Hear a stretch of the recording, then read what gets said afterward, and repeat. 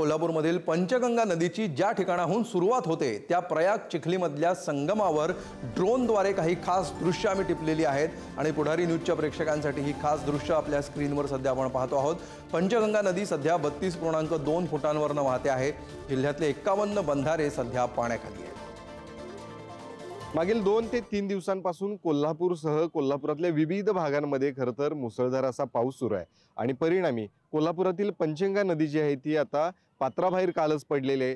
कोल्हापूरच्या पंचगंगा नदीची पाणी पातळी जी आहे ती आता बघितली तर जवळपास 32.3 फुटांवरती जाऊन पोहोचलेली आहे। जिल्ह्यातले एकूण 55 बंधारे सध्या पाण्याखाली गेलेले आहेत। सध्या पावसाचा जोर जो आहे तो कोल्हापूर शहरामध्ये ओसरल्याचं पाहायला मिळते। सकाळपासून कोल्हापूर शहरामध्ये तरी पाऊस नाही, मात्र धरण क्षेत्र असू दे किंवा पश्चिम घाट माथ्यांवरती देखील मोठ्या प्रमाणात पाऊस जो आहे तो लागताना पाहायला मिळतोय।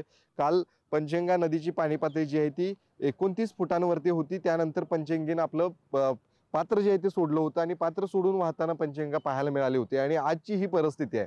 जवळपास 3 ते 3.5 फुटांनी अजूनही पंचगंगा नदीच्या पाणी पातळीत वाढ झालेली आहे आणि त्यानंतरचे ही पंचगंगा नदी घाट परिसरातील दृश्य आहेत।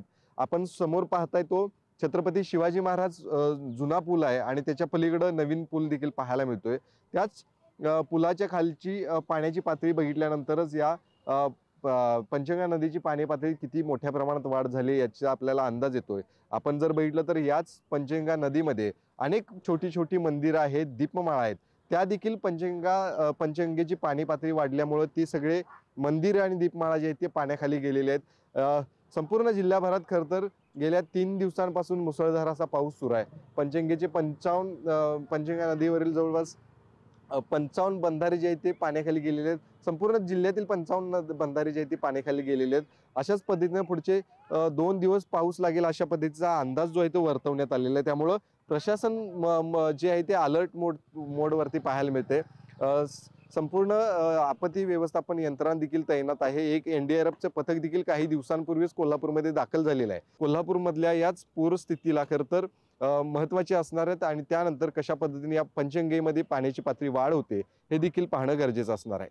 कॅमेरामॅन ओंकार वळवडेसह शेखर पाटील, पुढारी न्यूज, कोल्हापूर।